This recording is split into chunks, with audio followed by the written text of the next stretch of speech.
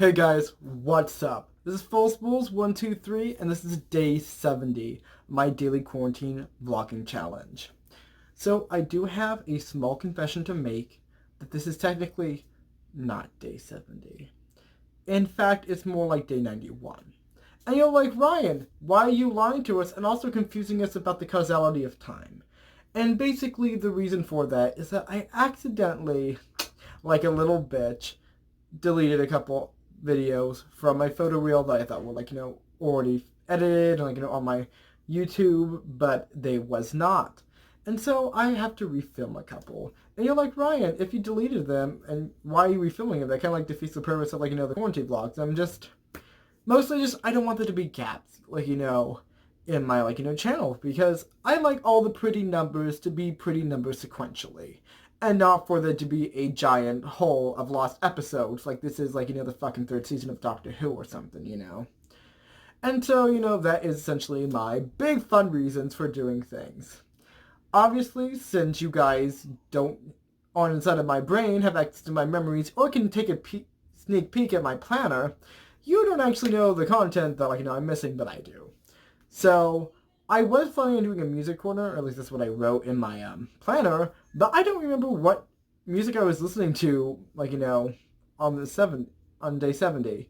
And so I had to think of something real fast, something just fun and silly to do for this video. And you're like, don't you do dumb stuff for all your videos? And I'm just like, this is true, but shut up.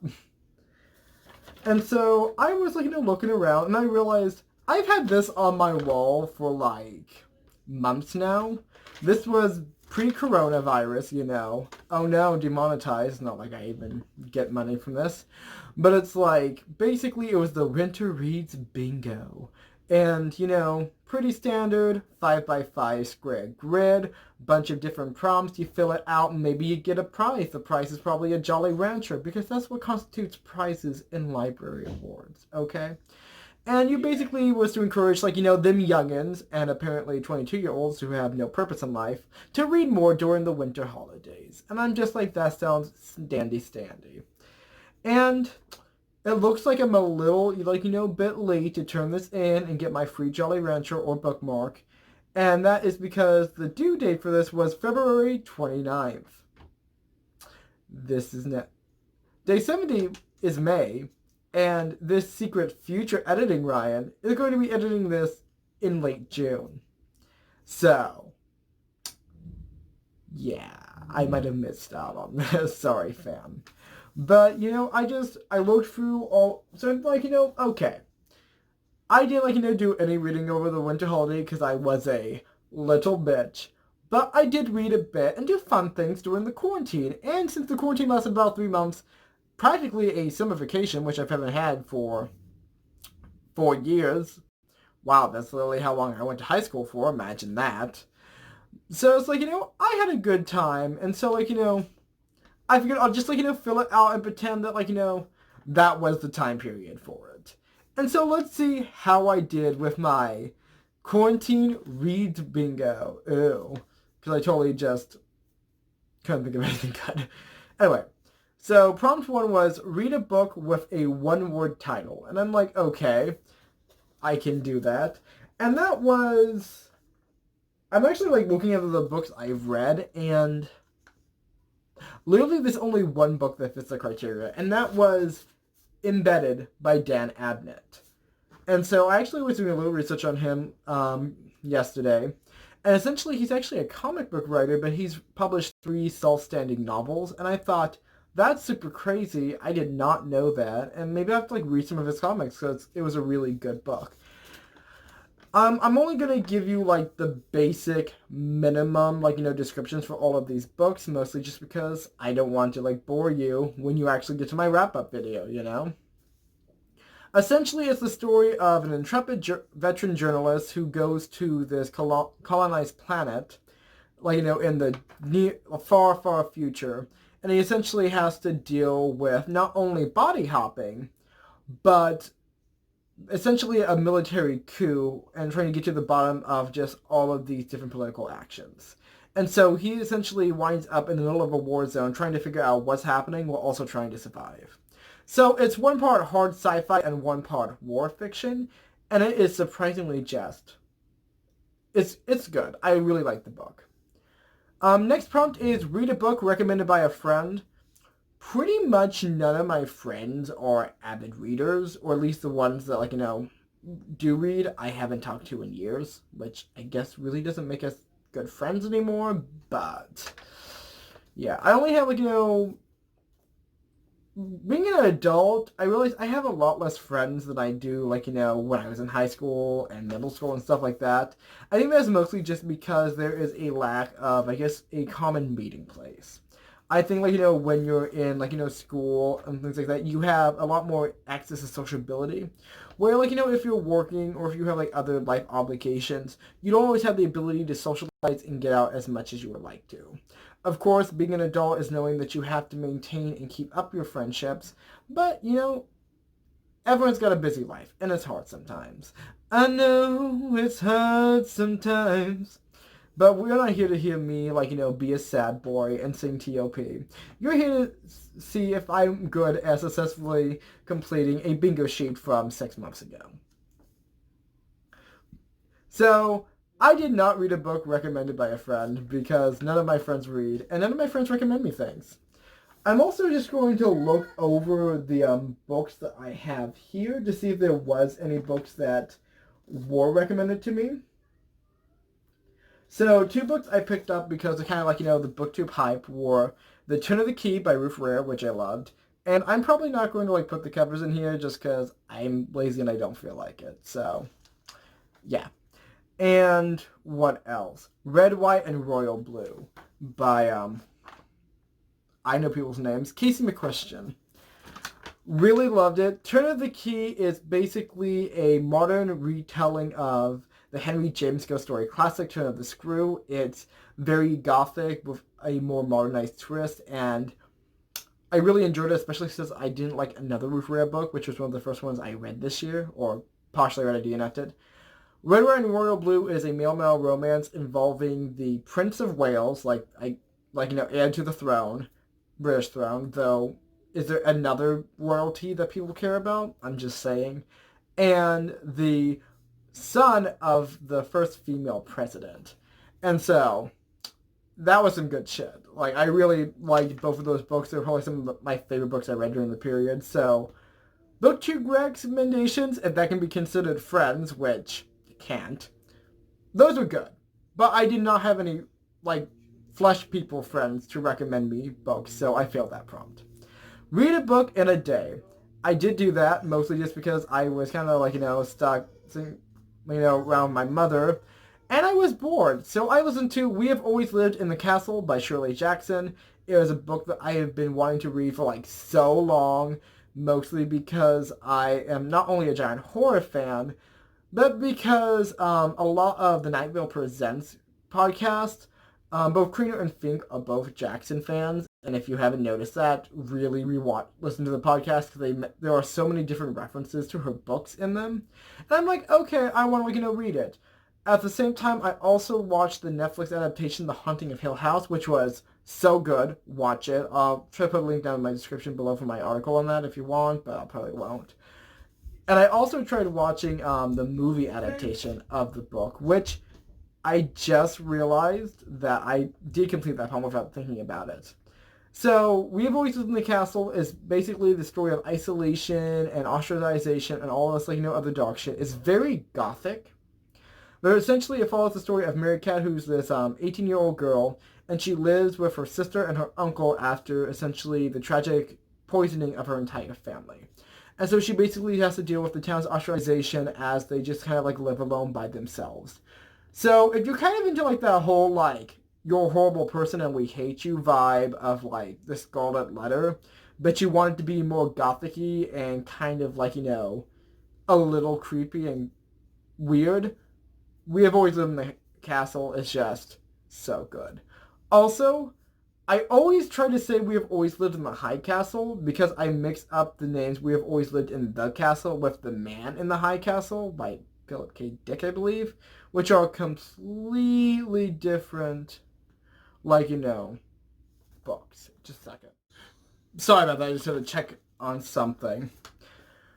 But yeah, basically I always mix those two books up because weirdly enough, I just get way too many malapropisms, in my adult life. Like as a kid, I'm just like, no, this is the exact thing that happens. I never mince words. Me as an adult, I'm like that, dumb policeman from Much Ado About Nothing. You know the one. Well, you might not actually, I realize. Anyway, next up is read an award-winning book. And I probably, read a few award-winning books. I mean, a lot of books in the world have won awards for many, many different things. And, not every award has to be a Pillsbury or a Hugo or, I'm trying to think of another book award.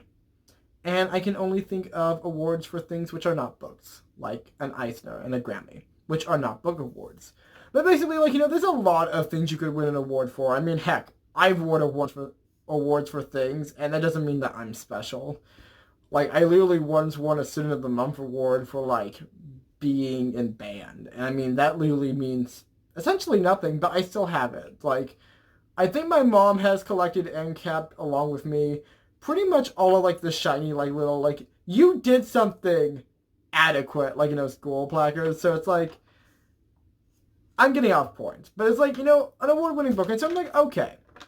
So I tried to think about it, and I figured, if I'm going to choose an award-winning book, of which there can be many, many books of many different varieties, that could literally mean just, Oprah's book club, and that would be an award, Not that Oprah doesn't have good taste. I don't know, but I assume she does because she's Oprah. But it's I wanted to choose something that was really profound. Like, a book that I thought was so interesting, so innovative, something that, I would give an award to. So it's I guess that just means I'm full of myself, but you know what I mean.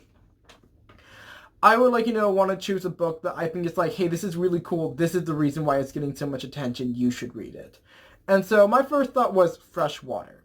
Freshwater was probably, one of the most interesting books that I read, during this period. I really liked it. I thought it was so cool. I thought it was so diverse. I love so many things about it. It's that's the type of thing that, I would recommend people to read if they want to be, more, I guess, cultured or more, just, have a more enriching experience, And so you're like, wow, Ryan, shut the fuck up. Tell us what the book is. Stop cock teasing us. And that is Freshwater. Hard time describing this book just because it is very complex and there's a lot of, stuff to it. But essentially, it follows the story of a person named Ada, who essentially has multiple personalities.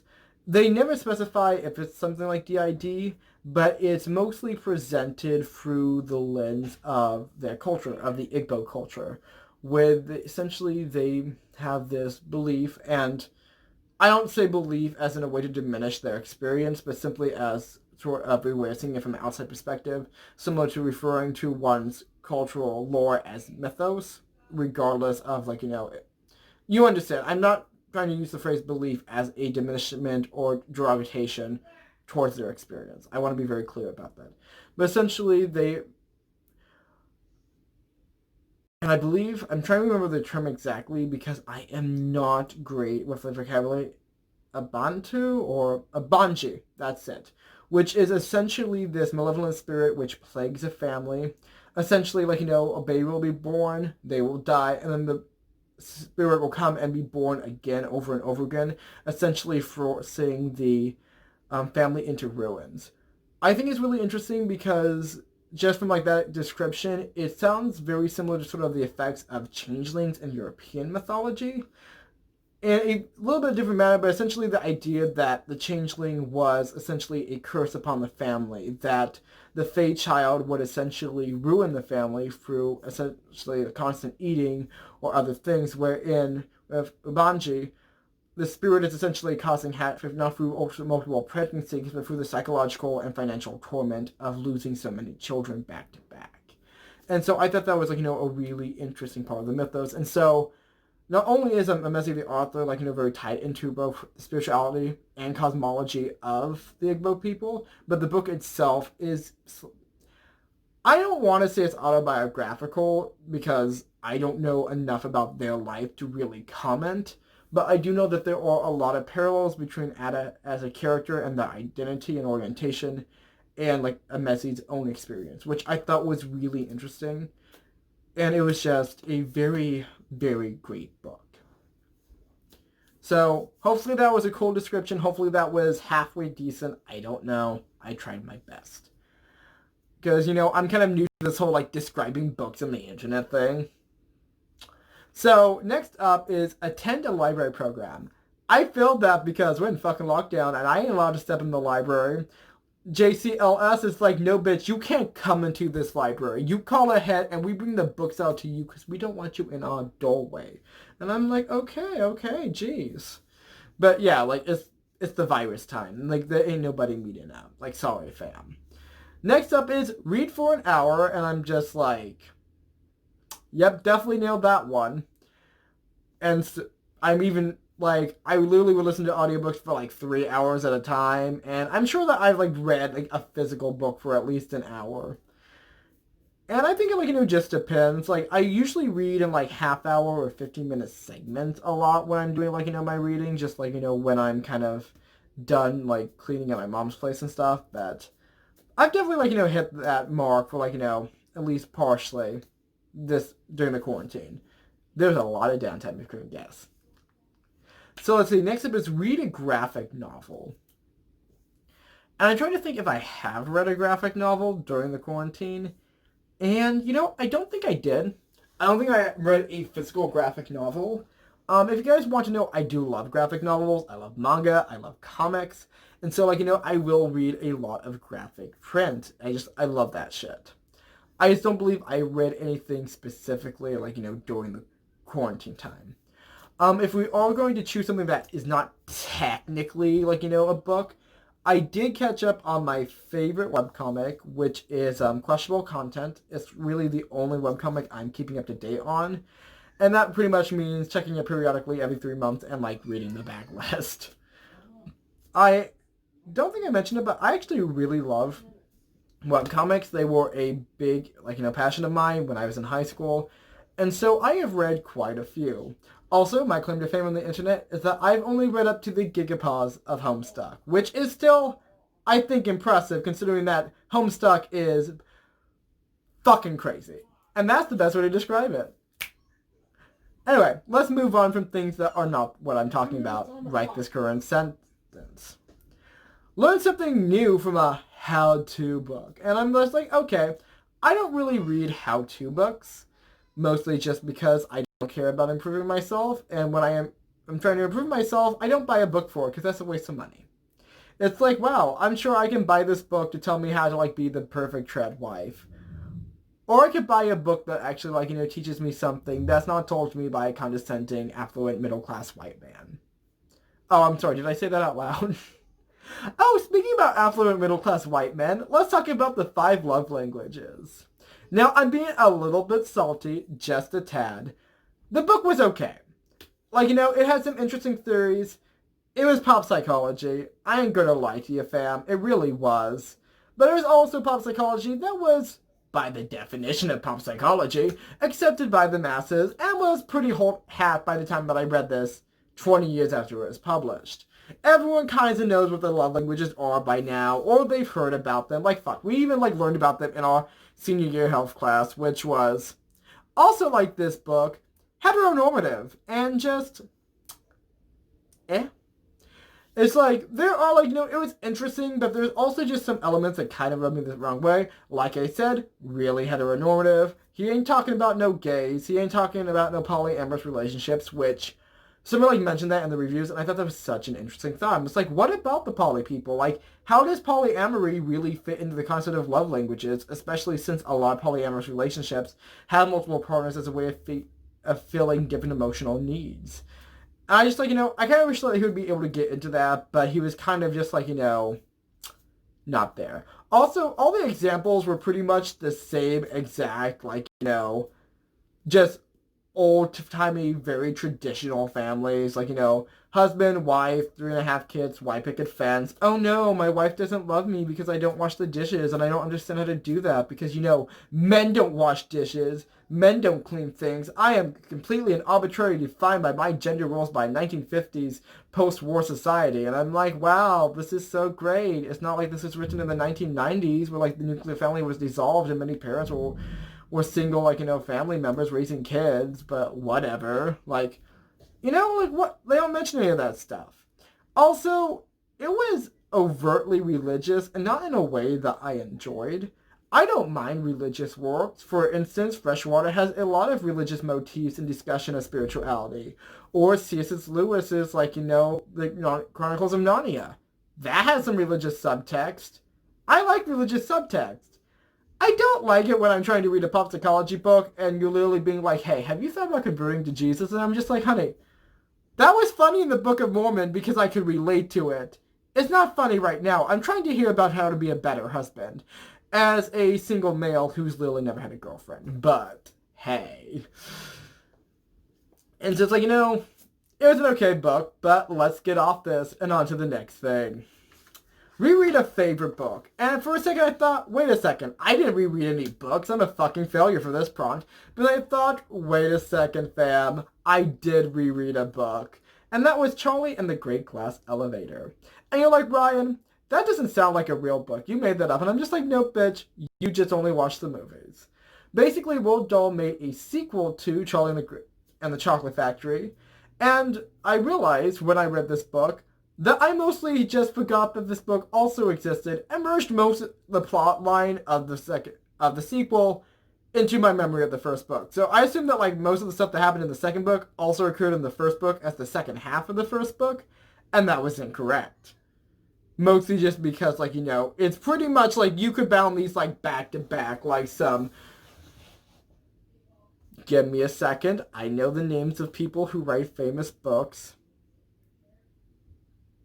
No, who the fuck wrote Alice in Wonderland? Basically that. 2 books really similar bound together, omnibus bitch. Anyway, pretty much what it's about, Ryan, because you're mostly just talking about how you forgot what the book was about and not telling us what the book was about. And that's pretty much the story. So they're in the Great Gas Elevator. It's like the end of the movie, and you're like, this is cool. And that's where the plot goes off the fucking rails. I mean, the elevator already did that, but it went off the fucking rails again. They in outer space, and they're just like, hey fam, do you want to crash like the opening of the giant space hotel in outer space? And they're like, that sounds like a plan. And so they're like, oh yeah, let's get in it. POTUS with the Moses calls them up and it's like, hey fam, who are you and are you communists? Because we kind of care about that right now. And they're just like, we're not communists, we're Martians. Excuse you, you racist fuck. And the President of the United States is just like, oh my goodness, Martians? That's fucking fantastic. And so, oh cool, meet some, new aliens, but it's really just an eccentric man with slave labor and a small child who's now owns $1 million corporation. Yes. That is the plot of Charlie and the Chocolate Factory, but also corporate espionage. Anyway, so they're hanging out in, the space hotel, and then, pretty much, these space aliens come down, and they're like, oh my goodness, they're going to eat us, and also they're shaped like eggs, but look like meatloaf. I mean, I've heard worse descriptions for aliens, so there we go, fam. And so, pretty much, then they fight the space aliens, destroy all of them with the Great Glass Elevator, which is basically just freaking, plot armor and all the heck. But I mean, this is Roald Dahl. There is so much whimsy in these books, but he does usually have consistent storytelling. This book was just weird. Oh, also, there was some, kind of did not age well, jokes in it. And I'm just like, I thought that was funny as a kid, but now I'm reading it now, and I'm just like, it's not necessarily offensive, but it's in poor taste, And you might disagree with me. You might say that's some racist bullshit, but I'm just like, yeah, we just don't say, that's not kosher anymore, Anyway. And so they're like, okay, cool. We stopped the space aliens. What next besides, random, poem tangents about little girls having explosive diarrhea? That's actually in the book. I'm not making that up. And they're like, oh, I know. How about we just fuck with the natural order and literally make, parents, babies again, go to the nether realm, suck up your grandmother's ghost before she dissipates into the ether. Also, there's, like, invisible, like, ghost specters that will suck your soul out of your body, but they're invisible and we can't see them, and we have to, like, float through the underworld with the doors open, so it's, like, super fucking scary for no fucking reason. And then you make them exactly older, but only 5 minutes younger. So, like, shenanigans and whimsy, but nothing technically happened? And shenanigans and whimsy. And I'm like, okay, things happen in this book. I see why they never really made a movie out of it, because, like, it's okay, but, like, it ain't great. Also, for those who want to know, I'm a big Roald Dahl fan. I've read most of his work. If you want to know what my favorite book by him it is, Danny the Champion of the World. Honestly, that's the best one. Find me in the comments if you disagree, because you're wrong. Let's move on, because we're only, like, not far enough into this, like, fucking video. Read a book from a JCLS book list. If you don't know what that is, that stands for Jackson County Library Services. That's not doxing myself, because I see very openly that I'm from Medford, Oregon, which is a very big town. Anyway, I didn't really know what any of their book lists were, and I could frankly care less, because I don't look on book lists to pick books. I mostly just look, oh, that's a pretty cover, and then I pick it up. And so I'm just like, fuck that shit. But I did pick a book specifically because it was on a book list. And that was not the GCLS book list, but the Battle of the Books. So if y'all don't know, which, I ain't Jew, so maybe you live in a country that doesn't have Battle of Books, or maybe you just don't give a shit. Both of these are reasonable options.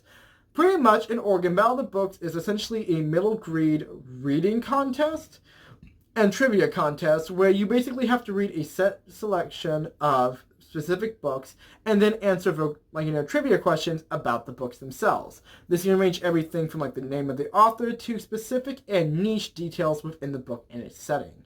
Generally, a lot of these books either usually involve really inventive or interesting characters, or are meant to have some sort of cultural value, such as traditional folk tales, or, give me a second, I guess diverse reading.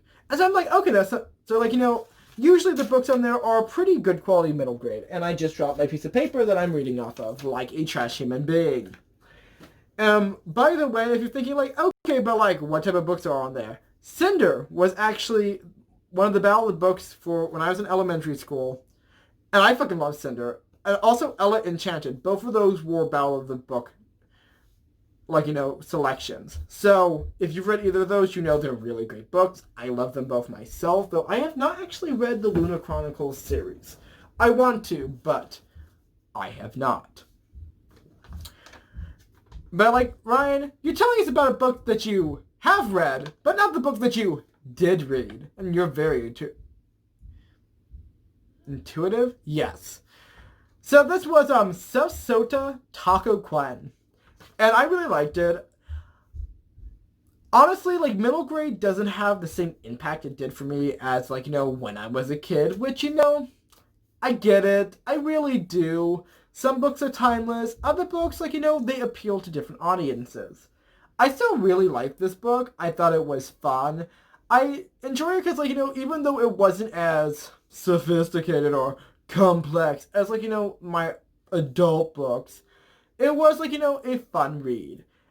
It had very, I don't say simple as a negative term, simply the idea that there are levels of complexity in things, and this one's more, it's basic, but, in a nice way. In the same way that a PB&J is simple, while still being of good quality. That's where the idea of elegancy in design really comes in, that you can have non-complexity, but still have high quality. And I want to stress that point, because I dislike when people assume that complexity equals quality, because it really does not. But we're not going to discuss the fundamental principles of design and complexity. We're talking about middle grade books, about food trucks. And so pretty much it follows the story of Sel Sota, who's essentially a second-generational Latina girl who goes to middle school. And she's kind of embarrassed because, her dad has a food truck, and she doesn't want to be known as the food truck girl. And she also wants to get tickets to a Lady Gaga concert, but, legally distinct from Lady Gaga. Or technically legally distinct from, any other pop singer, because they don't go too far into the story. I mean, into like who the singer is, just like she's famous and a pop singer, and she wants to go to the concert because like, come on, dad. And I just really loved it. Like, it touched on like a lot of really great concepts, like I guess sort of like being yourself and being proud of your heritage, and also like being a proactive citizen, which I really thought was nice. Like she basically stands up during a like city hall meeting and talks about like why the food truck is important to her, and while like some legislation will be really difficult and like not nice for like her father's business.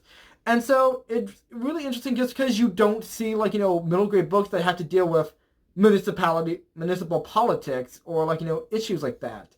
And so I really like that there was this sort of like way of like explaining that situation and having that very realistic tone to just like a book. And I really liked it. It was a really just chill, easy read. It was really wholesome, and it was nice. And I loved it so much. Another element I really liked is that her father spoke Spanglish a lot. And it wasn't necessarily anything like too complex, and they do really well to explain it through context. Of course, it's like, I do speak a little bit of Spanish, and so I was able to, like, understand, like, pretty much, like, most of what he said, because, like, a lot of it was, like, really just, like, basic, like, like, yes, no, what is it, who is this, like, really simple questions. So it's like, my first book Spanish, I was able to parse that pretty well, and I was like, it was nice, just because I like seeing different languages in books. I like bilingual characters. I think it's a really fascinating thing, and you don't always see that a lot in American books just because a lot of Americans are monolingual, and it's kind of an issue. But that is okay. Let us move on. Read a book based on a true story. So, this is technically a little bit of a fudge. I didn't read a book based on a true story. I read a nonfiction book that was true crime. Which, I mean, like, and you can argue the differences in the comments. And that was I'll Be Gone in the Dark by Michelle McNamara. I can't believe I just remembered her name off the top of my head, but I have been writing out the authors' names like for a couple of days now in preparation for my wrap-up. And so pretty much it follows the... I actually was just reading about this in the newspaper today. Pretty much it's all about the Golden State Killer, who was a prolific serial rapist and murderer in the 1970s in the state of California. And so there was... Let's be honest, there's a lot of serial killers in California, but he was a big one, and he did a lot of crime. Like, just an exorbitant amount of crime. It was too much crime, as all crime is. But it basically follows Michelle McNamara's, like, just sort of hunt for, like, this serial killer and, like, her obsession with it, and it was so good. There was, like, memoir elements, there were, like, it was written posthumously, so part of the book was, like, constructed from, like, different drafts of, like, some of the magazine articles and other, like, blog posts she wrote about it. Also, her husband, who is... Oh my, I should know his name. I love him as an...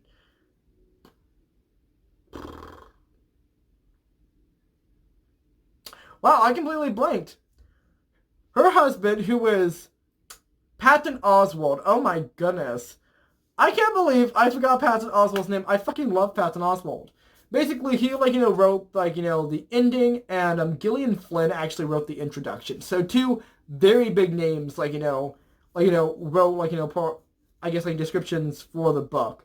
And so it was really interesting. I listened to the audiobook, and they both voice acted their segments, and so it was so cool. It was a really, really interesting true crime book. Moving on. Read a book with purple on its cover. I thought, oh wow, this is going to be hard to like actually think because I don't think about book covers that much. But then I remembered I just read Save Me the Plums by Ruth Reichel, and that has plums on it. And you know what color plums are? They're plum purple. And that coincidentally is a shade of purple. And what it's about, Ryan? Basically, so Ruth Reichel has had several books that she's written, which I thought was really interesting. Also, she knew MFK Fisher. Can you believe that? Like, that's so cool. Okay, that is so cool. But basically, it's following her story of how she basically became the editor-in-chief for Gourmet, which is a very popular food magazine, which is apparently, I did not know this, now out of print. And so Gourmet was basically, like I said, a food magazine. She was a food writer and a food critic for many years.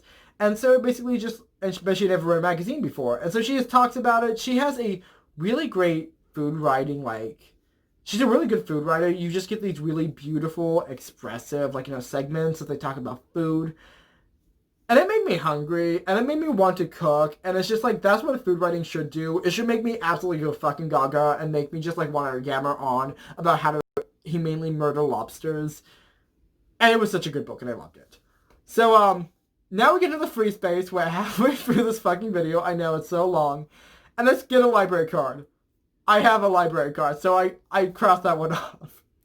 Let's see. Start a new book series. So, what's his face? Jesse the Reader. That's the person that has a name.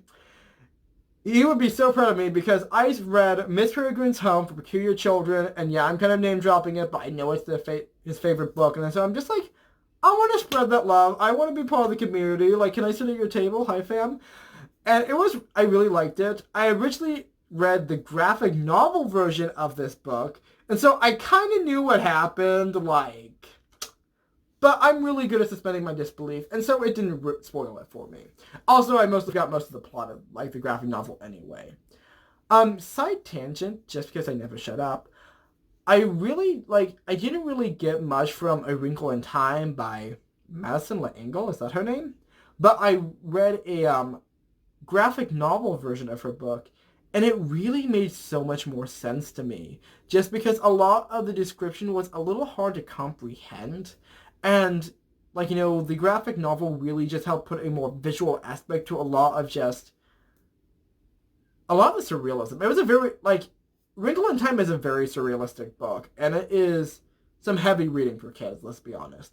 Basically, Miss Peregrine's Home for Peculiar Children follows this, basically imagine X-Men, but more gothic, which, X-Men is already pretty edgy as is, but it essentially follows the story of this this family, somebody who has a name. It follows the story of this guy. He's just from a very rich family, and he watched his grandpa, who was, basically a super cool action hero, die in his arms.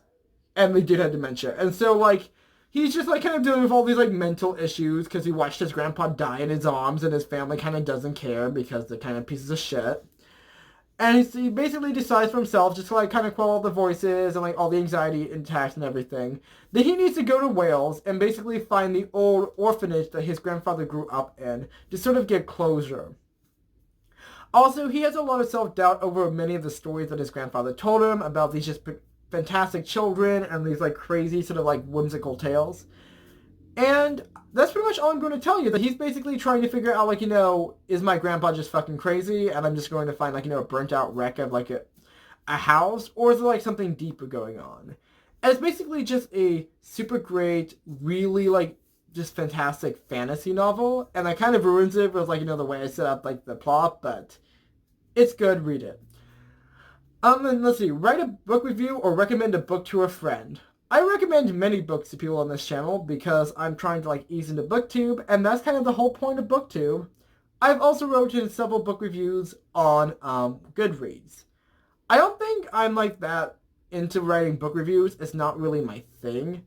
I find it easier to talk about what I liked and disliked about books on just in person, where I can be much more communicable. And I also I already have a blog where I write reviews, and so writing, more reviews right off the top of my head is just not as enjoyable for myself, and I feel that it takes too much mental labor to really be effective for how much I want to read. If I have to stop every time I read and, write a blog about all the great things and all, the bad things that I didn't like about a book, I'm going to be here forever, and I have better things to do with my time, which sounds really shitty, but I do a lot with my time, and so I want to use it more effectively. Especially if I'm going to tell people what I think about books on this channel myself, So it looks like my phone is slightly dying, and so I'm going to try to hurry this up. Next, take a selfie of a book and tag it on social media. Nope, didn't do that. I failed. Listen to an audiobook or read an ebook. I've only read 2 books that were physical books, so I've definitely achieved this square. However, for this prompt, I've picked Gone Girl by Gillian Flynn, which was the first book I actually read during the quarantine, and it was the first audiobook I've ever read. Which I thought was really interesting because, you think I would listen to audiobooks more because I love podcasts, I love audio in general. And so it's kind of weird that I've never, listened to an audiobook before. Read a book, then watch the movie. Never technically done this, mostly because I hate book-to-film adaptations, except for Jurassic Park, which I've said before is great. Also, like I mentioned earlier in this video, like 50,000 minutes ago, I did watch partially We've Always Lived in the Castle, the adaptation from 2016, 2018, one of the two. But that's actually, I watched the movie first and then I read the book. And so, technically, I failed at that prompt. Read a book set in Oregon or by a local author. I don't think I've really read many books or any books at all that have been set in Oregon. Also, one of the main issues that Oregonians have with depictions of media depicting them is pretty much it has a everyone really focuses on either Portland specifically or Multnomah County in general. Even though even though Oregon is a very large state, we are the 35th biggest state, which is not that impressive, but America's big. Most of our states are huge. Oregon is a pretty, big state. We have a lot of culture. We have a lot of different cities and towns and communities. And so it is very obnoxious, really, when we watch, a show or we read a book and everyone kind of assumes that Oregon is just like Portland. It's kind of like how when you tell somebody you're from New York and they assume that you're, from New York City instead of assuming you're from, Albany or, any of the other cities in New York. And so it's kind of like the same with Oregon that, if you say you're from Oregon, people know what Portland is. And, oh my goodness, Voodoo Donuts, oh my goodness, all those bridges and, the trolley cars.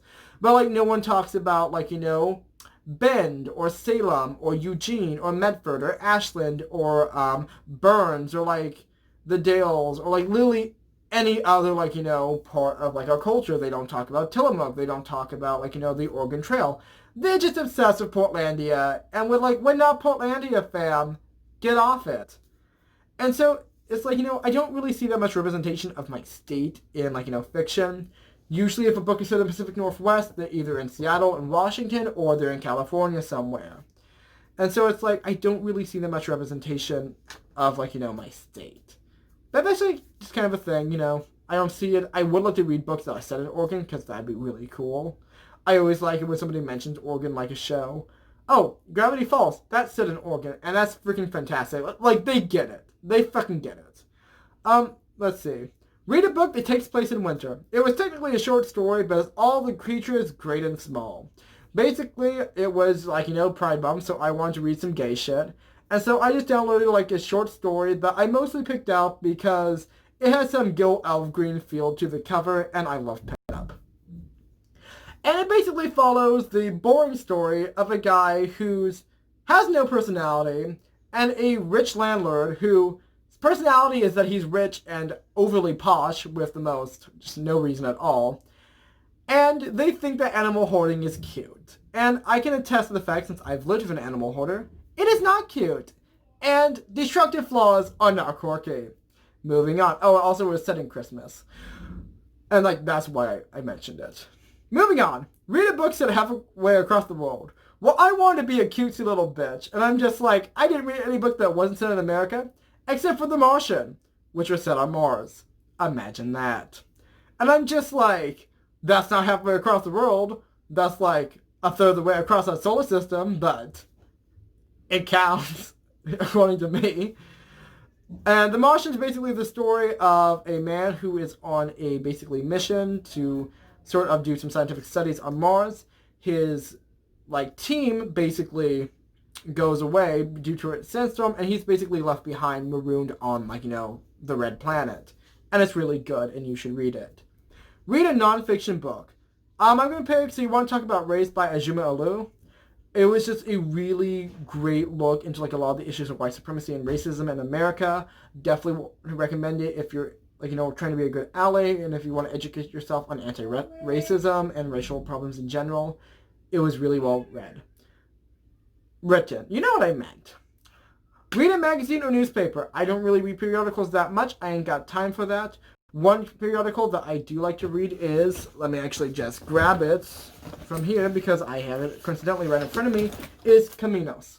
Which, if you don't know, because you don't live in Medford, Caminos is a Spanish-English magazine that gives printed usually monthly, and it just has like, general, like, local information. Usually one of the articles is written by, let me find it.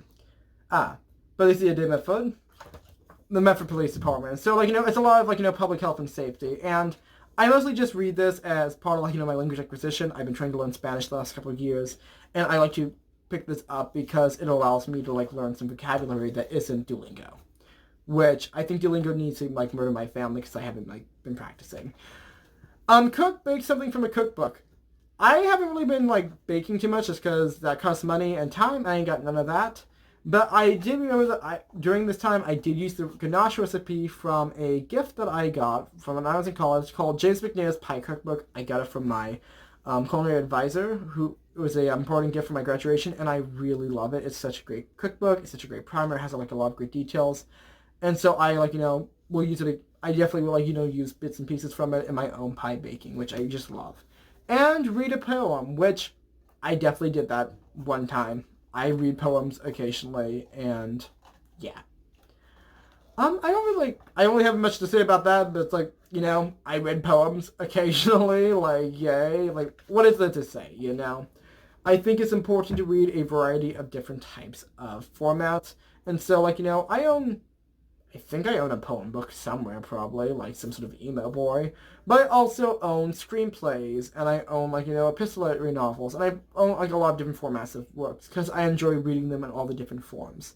Because I think that there's, like, strengths and weaknesses to all forms of media, and blah, blah, blah. I am being boring. Anyway, guys, I hope you enjoyed that video. I thought it was interesting. It definitely was kind of, like, a more sort of newer take on, like, just the content I've been doing.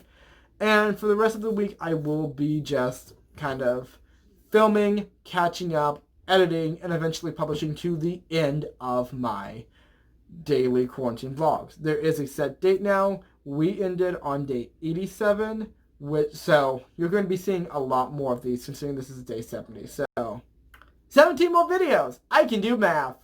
Anyway, guys, this is False Bulls 123. I'm tired and my phone is dying, so I'm going to shut the fuck up now. Bye-bye.